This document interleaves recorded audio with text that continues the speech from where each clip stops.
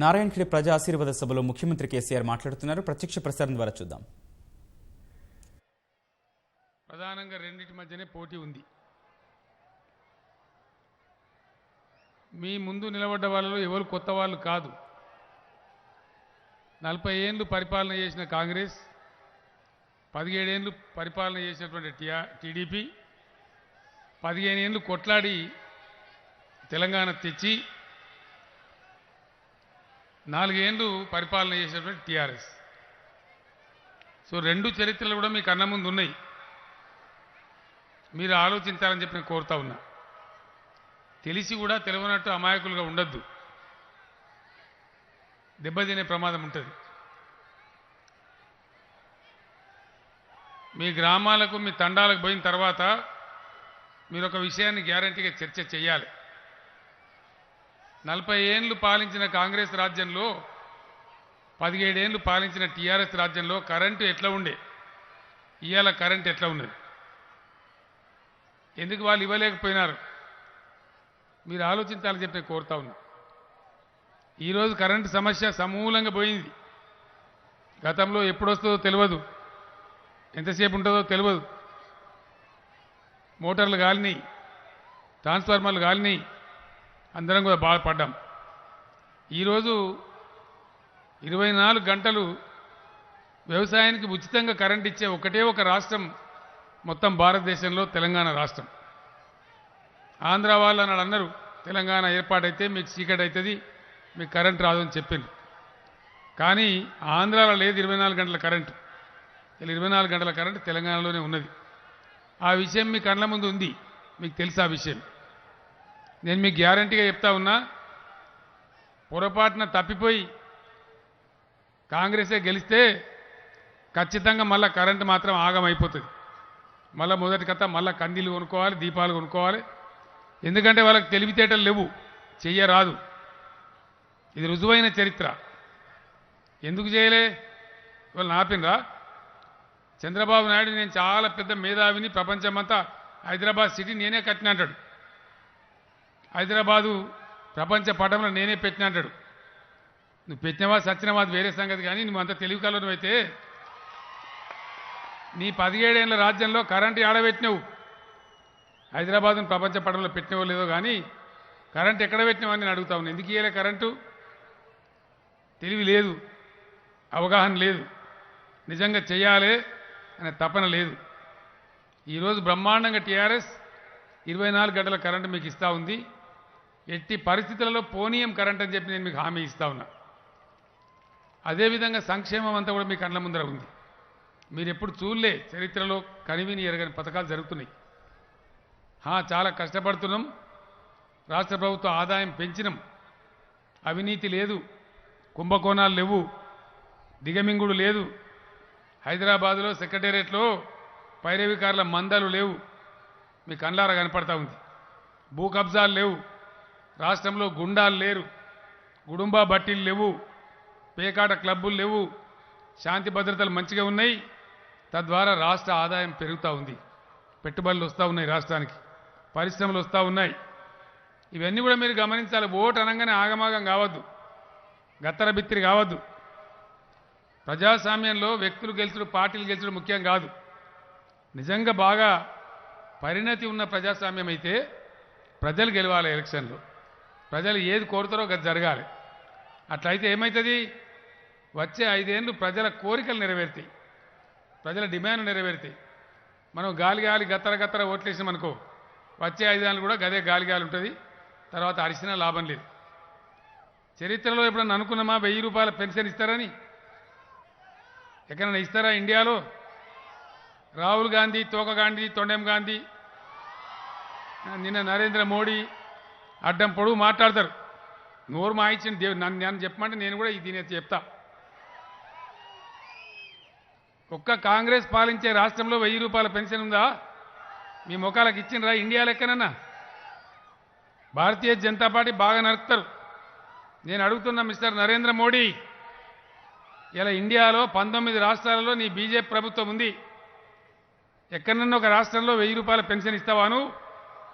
ఉందా? వికలాంగులకు 1500 రూపాయల పెన్షన్ ఇండియాలో ఎక్కడన్నా ఉందా? రైతు బంధు స్కీమ్ వస్తుందని మన జిందగీలు అనుకున్నామా? రైతుల మీద వసూలు చేసింది.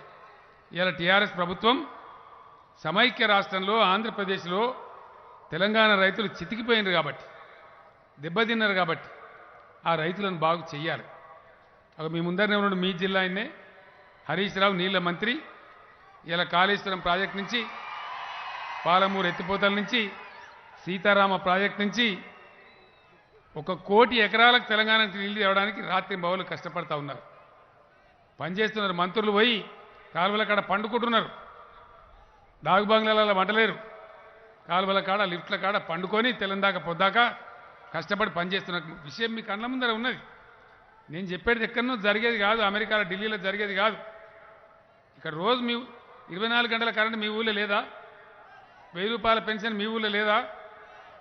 6 కిలోల బియ్యం మీ ఊళ్ళో వస్తలేవా? కళ్యాణ లక్ష్మి పథకం 1,116 రూపాయలు మీ ఊళ్ళో వస్తలేవా? మీ తండాలో వస్తలేవా? ఎక్కడనో జరిగేటి నేను చెప్తలేను. ఇలా ఆడవాళ్ళు గర్భవతులైతే ప్రసవానికి పోవాల్సి వస్తే గతంలో ఇష్టం వచ్చినట్టు దోపిడీకి గురైనారు. అవసరం లేని ఆపరేషన్లు చేసినారు. కానీ ఈరోజు కేసీఆర్ కిట్టిచ్చి అమ్మఒడి వాహనంలో తీసుకెళ్ళి ఆడపిల్ల పుడితే 13,000 ఇచ్చి, అబ్బాయి పుడితే 12,000 ఇచ్చి మళ్ళీ అమ్మఒడి వాహనంలో ఇంటికాడ దిస్తున్నారు. మీకు కనపడతలేదా? మీకు తెలియదా? మీకు కూడా తెలుసు కదా. మీ అందరి కళ్ళ ముందే ఉన్నది. వీటన్నిటిని మీరు గుర్తించాలి. గతంలో చేయనోళ్ళు ఏం చేయలే, కానీ చేసే వాళ్ళని మీరు గౌరవించాలి. చేసే వాళ్ళని మళ్ళీ గెలిపించాలి. అప్పుడే మీకు లాభం అవుతుంది. రైతు బంధు కింద పాత మెదక్ జిల్లాలో అతి ఎక్కువ లాభపడ్డ తాలూకా నారాయణఖేడ్ తాలూకా. ఎకరానికి 4,000 రూపాయలు ఇచ్చుకున్నాం. దాన్ని మించి, రైతు బంధును మించి చాలా తృప్తి ఇచ్చే పథకం రైతు బీమా. పావెకరం ఉన్న రైతు కానీ, అద్దెకరం ఉన్న రైతు కానీ, ఆయన సహజంగా మామూలుగా చనిపోయినా ఏ ఆఫీస్ పోయే అవసరం లేదు, ఏ పైరవి చేసే అవసరం లేదు. వాళ్ళ కుటుంబ సభ్యుల ఖాతాలో 5 లక్షల రూపాయలు జమ అయిపోతాయి. ఇప్పటి వరకు 3,900 మందికి ఈ స్కీమ్ ద్వారా లాభం వచ్చింది. చనిపోయిన వాళ్ళలో, లాభం పొందిన వాళ్ళలో 90% చిన్న సన్నకారు రైతులే ఉన్నారు. ప్రపంచంలో ఎక్కడ లేదు ఈ స్కీమ్, ఇండియాలో ఎక్కడ లేదు. ఈ నరేంద్ర మోడీ, ఈ రాహుల్ గాంధీ వీళ్ళు రాజ్యం చేసే ఏ రాష్ట్రంలో కూడా లేదు. ఇండియాలో 29 రాష్ట్రాలున్నాయి, ఎక్కడ కూడా లేదు. కహీబీ నెయ్యే. ఇది సత్యం. వీడికి వచ్చి తెలంగాణకు వచ్చి మేము ఇంత పొడుగు అంత పొడుగు అని మాట్లాడతారు. ఆయన పేరేంది? మన అమిత్ షాను ఏం షాను. మొన్న పేద నేను ఆల్ ఇండియా పేరెంట్ ఇంటికి వచ్చిండు. ఆల్ ఇండియా పేరెంట్ అయితే హెలికాప్టర్ కానీ లేవాడంత మంది కూడా రాలే. ఇప్పుడు హెలికాప్టర్ దిగుతుంటే ఉన్నారు ఒక 5-6 వేల మంది. గంతమంది కూడా లేరు. ఇక నేను అమిత్ షా, నేను కొండెంగా, నేను తొండెం మాట్లాడటానికి ఏమున్నది? లెక్కున్నది. ఎంత దూరం అన్నా మాట్లాడచ్చు. అంటే వాస్తవాలు మాట్లాడితే మంచిగా అనిపిస్తుంది. నేను తప్పు ఉంటే విమర్శ చెయ్యి, మేము వద్దంటలేదు, తీసుకుంటాం, గ్యారంటీ సర్దుకుంటాం, మంచిగా చేస్తాం. ప్రజలు అడుగుతారు మేము ఏమంటున్నాం. ఇలా టీఆర్ఎస్ పార్టీ, కేసీఆర్, టీఆర్ఎస్ లీడర్లు అందరూ మేము ఏమంటున్నామండి? ఒక మాట మీరు ఆలోచన చేయండి.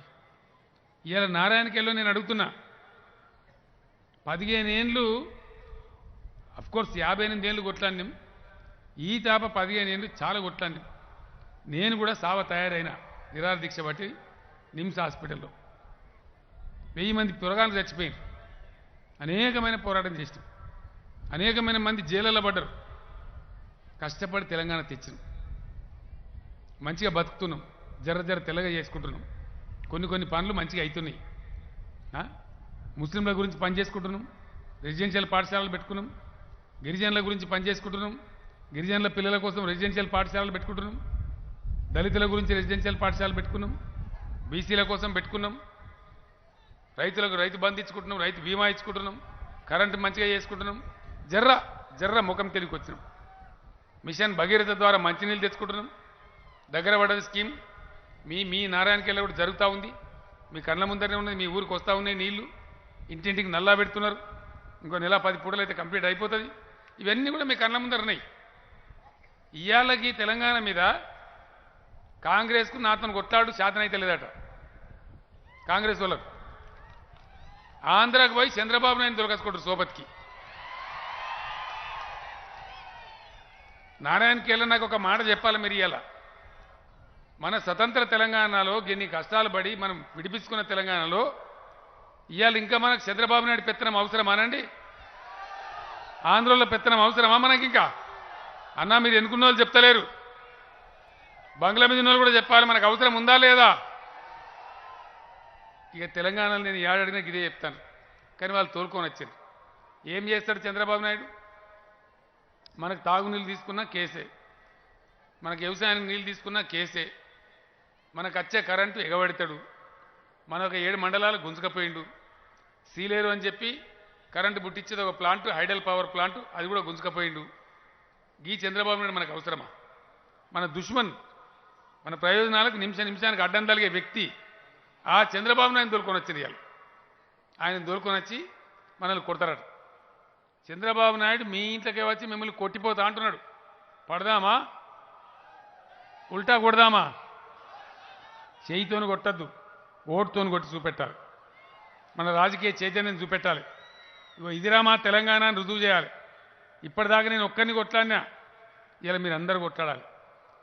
ఇంకోటి కూడా మీరు చూస్తాను, పేపర్లలో టీవీలలో చూస్తాను, ఈ కేసీఆర్ను కొట్టడానికి ఇంత మందా? అబ్బాబాబా, ఇక నరేంద్ర మోడీ, అమిత్ షా, వాడవడ మనుష మశానం షా, సోనియా గాంధీ, రాహుల్ గాంధీ, ఆంధ్రకెళ్ళి చంద్రబాబు నాయుడు, సిపిఐ, సిపిఎం అంతుంపలు తెగ రాకాసులు బయలుదేరితే బయలుదేరు ఓనుకోవడు. ఇంతమందా? ఎందుకు వీళ్ళందరికీ? ఎస్, ఇలా కేసీఆర్ చెప్తున్నాడు. ఏం చెప్తున్నాడు? రాష్ట్రాల హక్కులు రాష్ట్రాలకు రావాలి, ఏ ప్రజల హక్కులు ఆ ప్రజలకు రావాలి. ఇంతకాలం భారతదేశం మీద ఈ కాంగ్రెస్, ఈ బీజేపీ రెండు కూడా ఫ్యూడల్ పెత్తనం చేసినాయి. నేను ఫెడరల్ ఫ్రంట్ రావాలని చెప్పి కోరుతున్నా. కాంగ్రెస్ లేని, బీజేపీ లేని కేంద్ర ప్రభుత్వం రావాలి. గజ్జున వణికి చేస్తున్నారు. దీని తర్వాత ఎలక్షన్ తర్వాత బయలుదేరితే నేను కూడా మొత్తం దేశంలో నాకు అన్ని భాషలు వస్తాయి, అందుకే భయం నా కొడుకులకు వీళ్ళకు. నేను ఇక్కడనే తెలంగాణని ఆగబట్టాలి, బయటికి రానియద్దని చెప్పి ఇవాళ కేసీఆర్ని ఇక్కడనే ఉంచాలని ప్రయత్నం చేస్తున్నారు. ధర్మం ఆగది. తెలంగాణ కోసం నేను పోరాడిన నాడు ఇవ్వాలకు నమ్మకం లేదు. ఇవాళ మీ దయతోని మనమే గెలుస్తున్నాం. నేను ఇలా పొద్దున రాంగ సర్వే అడిగితే భూపాల్ రెడ్డికి 68% ప్రజల మద్దతున్నది నారాయణకేళ్ళ అని చెప్పి సర్వే రిపోర్ట్ అని చెప్తున్నాయి. మంచి మేడతో గెలుస్తున్నామని చెప్తున్నాయి. మీ దయవల్ల గెలిచిన తర్వాత దేశాన్ని గురించి కూడా మనం పోవాలి, ఖచ్చితంగా చెయ్యాలి. ఎందుకంటే చిన్న మాట, మన దగ్గర ముస్లింలు ఎక్కువ, ఆంధ్రాలో తక్కువ. ఆంధ్రప్రదేశ్ వెళ్ళినప్పుడు 6% అని లెక్క పెట్టింది. ఇవాళ మనం 11-12% అయిపోయినాం. ముస్లింల జనాభా పెరిగింది. అట్లనే మన లంబాడాలు, మన గిరిజనులు, ఆదివాసీలు, వీళ్ళ జనాభా కూడా పెరిగింది. మరి పెరిగినప్పుడు వాళ్ళ శాతం రిజర్వేషన్ పెరగాలి కదా, ధర్మం కదా. పెంచురాబాయ్ అంటే ఇక్కడ అసెంబ్లీ తీర్మానం పాస్ చేసినాం, క్యాబినెట్ తీర్మానం పాస్ చేసినాం, ఢిల్లీ గొంతువై అప్పచెప్పినాం. 30 ఉత్తరాలు రాసిన నేనే 30 సార్లు నేను మంత్రులందరం పోయి మోడీ గారికి చెప్పినాం, ప్రధానమంత్రికి. చెయ్యరు. చేయపోగా ఉల్టా మాట్లాడుతున్నాడు. చెయ్యనియ్యరట. నీ అయ్యా జాగిరా ఇండియా? నీ తాత జాగిరా? This is democracy. ఇది ప్రజాస్వామ్యం. నడిచింది మీ కాలం ఇన్ని రోజులు, ఎడి కాలం, కానీ జరగదు. మీ దీవెనతో నేను మిమ్మల్ని ప్రార్థిస్తున్నా, మీకు దండం పెట్టి చెప్తున్నా మీ బిడ్డగా. మనకు నిజంగా సంపూర్ణ న్యాయం జరగాలంటే ఖచ్చితంగా ఢిల్లీలో కాంగ్రెస్ లేని, బీజేపీ లేని ఫెడరల్ ఫ్రంట్ గవర్నమెంట్ రావాలి. రావాలంటే 17 ఎంపీలు తెలంగాణలో లేని మనమే గెలవాలి లెక్క పెట్టి. అసదుద్దీన్ ఓవైసీ గ్యారంటీ గెలుస్తాడు హైదరాబాద్లో. మేమిద్దరం మిత్రపక్షంగా ఉన్నాం. ఇవాళ ఇక్కడ 16 ఎంపీలు టీఆర్ఎస్ గెలవాలి. మొత్తం 17 మంది ఎంపీలేము. ఇంకా నేను చాలామంది నాయకులతో మాట్లాడిన దేశంలో, వాళ్ళందరూ సిద్ధంగా ఉన్నారు మనతో కలిసి రావడానికి. అందరం కలవాలి. ఢిల్లీ మీద కాంగ్రెస్ వాసన, బీజేపీ వాసన లేని గవర్నమెంట్ జెండా పాతాలే, రాష్ట్రాలకు అధికారాలను రావాలి. ఇది మీకు అర్థమయ్యేటట్టు నేను ఒక మాట చెప్తా. ఎందుకు కోరుతున్నా? నేను ఒక చిన్న ప్రైమరీ స్కూల్ నడుపుతాం ఎక్కడనో మారుమూల ప్రాంతంలో, కంగిటి మండలంలో ఒక తండాల స్కూల్ నడుపుతాం. ఆడ ఏం స్కూల్ నడవాలి మనకు తెలియదా? మీకు తెలియదా? నారాయణకేళ్ళ మన హైదరాబాద్ సర్కార్ తెలియదా? ఢిల్లీ పెత్తనం ఉంటుంది విద్యా మీద. దవాఖాన ఒక దవాఖాన పెట్టుకుంటాం. ఎన్ని బెడ్స్ ఉండాలో ఏముండాలో మనకు తెలియదా? దాని మీద ఢిల్లీ పెత్తనం ఉంటుంది. వ్యవసాయం నారాయణకేళ్ళ పండింది సిద్దిపేటలో పండది, సిద్దిపేటలో పండింది వరంగల్లో పండది, అక్కడ వాతావరణం భూమిని బట్టి ఉంటుంది. దాని మీద వ్యవసాయం మీద కూడా కేంద్రందే పెత్తనం. ఇది బదలాయించరు అంటే బదలాయించరు, మార్చరు. కేంద్రం తన గుప్పిట్లో పట్టుకొని చేయాల్సిన పని చేయది, సరే కొట్టాడాల్సిన పని చేయది. కానీ పనికి మాలిన పని అంతా పెట్టుకొని చిల్లర రాజకీయాల కోసం పచ్చి అబద్ధాలు చెప్పుకుంటూ ప్రజలను మోసం చేస్తూ ఉన్నారు. ఆ విధంగా వాళ్ళ కర్రపెత్తనం, కాంగ్రెస్ బీజేపీల కర్రపెత్తనం, వాళ్ళ మోనోపలి, వాళ్ళ ఫ్యూడల్ పరిపాలన పోవాలంటే డెఫినెట్గా కేంద్రంలో ఫెడరల్ ఫ్రంట్ గవర్నమెంట్ రావాలి. రాష్ట్రాలు శాసించి రాష్ట్రాలు కమాండ్ చేసే గవర్నమెంట్ రావాలి. దానికోసం కూడా దయచేసి మనం తయారు ఉండాలి. ఎలక్షన్ తొందరనే వస్తుంది కాబట్టి తయారు ఉండాలని చెప్పి నేను కోరుతా ఉన్నా. మీకు అందరికీ తెలుసు, నారాయణఖేడ్లో భూపాలరెడ్డి గెలిచే టైంలో కానీ గెలిచిన తర్వాత కానీ హరీష్ రావు భూపాలరెడ్డి ఎంత కష్టపడ్డారో మీకు తెలుసు. ఎన్ని లాభాలు జరిగినాయో నారాయణఖేడ్ మీకు తెలుసు. లిస్టు ఉన్నది. దవాఖానలు మంచిగా చేసుకున్నాం, చాలా చాలా చేసుకున్నాం. గిరిజన లంబాడి బిడ్డలకు నేను ఒకటే మాట మనవి చేస్తూ ఉన్నా. 50-60 ఏళ్ళు ఏడిసిండ్రు మీరు, ఎవ్వడు ఇయ్యలే. మా తండాలో మా రాజ్యమన్నారు ఎవడు చేయలే. కానీ ఇలా చేసింది ఇండియా మొత్తంలో ఒక్క టీఆర్ఎస్ గవర్నమెంటే చేసింది. 3500 లంబాడి తండాలు ఆదివాసీ గూడాల మీద గిరిజన బిడ్డలే సర్పంచులు కాబోతా ఉన్నారు. ఈ ఎలక్షన్ తర్వాత ఒక్కటే నెలలో పంచాయతీరాజ్ ఎన్నికలు జరుగుతాయి. పంచాయతీరాజ్ ఎన్నికలు జరిగిపోతే మీ నారాయణఖేడ్లో కూడా మొత్తం 93 కొత్త గ్రామ పంచాయతీలు అయితే అందులో 54 తండాలు గిరిజనుల కోసం రిజర్వ్ అయ్యి గ్రామ పంచాయతీలు అయినాయి. 54 మంది లంబాడ బిడ్డలే ఇక్కడ సర్పంచులు కాబోతా ఉన్నారని చెప్పి నేను మనవి చేస్తూ ఉన్నా. నారాయణఖేడ్ ప్రజలకు నాకు ఇంకా పోవాలి, చాలా దూరం పోవాలి కాబట్టి నేను ఎక్కువ తక్కువ చెప్పినవన్నీ మీ మంత్రి చూసుకుంటాడు, మీ ఎమ్మెల్యే చూసుకుంటాడు. ప్రధానమైనది ఒకటి కావాలి. ఇక్కడ కొన్ని చిన్న చిన్న పనులు నేను చేసిన. కరెంటు తెచ్చుకున్నాం, కొన్ని మంచి చెడ్డ తండాలు గ్రామ పంచాయతీలు తీసుకున్నాం, కొన్ని రోడ్లు చేసుకున్నాం, దవాఖానలు చేసుకున్నాం, ఇంకా కూడా కావాలి చేస్తాం. అన్నిటిని మించి మీ హక్కు మీకు రావాల్సింది. మీరు మంజీరా బేసిన్లో ఉన్నారు. 1,00,000 ఎకరాలకు సాగు నీళ్లు రావాలి, పంటలకు నీళ్లు రావాలి. నేను మీ ముందే హరీష్ రావుకు చెప్తా ఉన్నా, మళ్ళీ మన గవర్నమెంటే వస్తున్నాం కాబట్టి 2 లిఫ్ట్లు పెట్టాలి. ఒకటి నారాయణఖేడ్కు, ఇంకోటి జైరాబాద్కు. సింగూరు మీద లిఫ్ట్లు పెట్టాలి. కాళేశ్వరం నీళ్లతో సింగూరు నింపాలి. 1,00,000 ఎకరాలు నారాయణఖేడ్కు నీళ్లు ఇయ్యాలి. ఇస్తా అని చెప్పి నేను కేసీఆర్గా మీ బిడ్డగా నేను మనవి చేస్తా ఉన్నా. నారాయణఖేడ్ కూడా ఆకుపచ్చ నారాయణఖేడ్ కావాలి, అభివృద్ధి చెందాలి, బాగా డెవలప్ కావాలి. మిగిలినవి చేసుకుందాం, చిన్న చిన్న పనులు అవన్నీ చేసుకుందాం, దానికి ఇబ్బంది లేదు. మున్పటి నారాయణఖేడ్కు ఇప్పటి నారాయణఖేడ్కి ఎంత తేడా వచ్చిందో మీరు చూస్తున్నారు. తండాలకు రోడ్లు కానీ మంచి కానీ చెడ్డ కానీ గతంలో చాలా ఇంత పొడుగు మనుషులు ఉండరు. ఈడ ఏం చేసారో మీరు చూసిండ్రు. ఈరోజు కూడా ఏం జరుగుతుందో మీరు చూస్తూ ఉన్నారు. అయ్యా ఆర్డీఓ ఆఫీస్ అయింది, రెవెన్యూ డివిజన్ అయింది, ఇంకా చాలా జరుగుతాయి. మీతో నా ప్రార్థన ఒకటే ఏంటంటే మీకు ఆకుపచ్చ నారాయణఖేడ్ కావడానికి ముందుకు పోవాలి. మనం పట్టుబట్టి మళ్ళా పెద్ద మెజార్టీతోని కారు గుర్తు కొట్టేసి భూపాలరెడ్డిని గెలిపించండి. దయచేసి మీకు 1,00,000 ఎకరాలకు నీళ్లు తెచ్చిచ్చే బాధ్యత వచ్చే 5 ఏళ్ల లోపే మీకు 1,00,000 ఎకరాలకు నీళ్ళు ఇస్తేనే మళ్ళీ ఓటు అడుగుతా, లేకపోతే అడగాని కూడా నేను చెప్తా ఉన్నా. ఆ రకంగా భూపాలరెడ్డిని గెలిపించండి, 1,00,000 ఎకరాలకు నీళ్లు సాధించుకోండి అని చెప్పి మీకు తెలియజేస్తూనే సెలవు తీసుకుంటా ఉన్నా. జై తెలంగాణ. ఇంత మెల్లగా చెప్తారు నారాయణఖేడ్. జై తెలంగాణ. కారు గుర్తుకే, కారు గుర్తుకే. జై తెలంగాణ. ధన్యవాదాలు.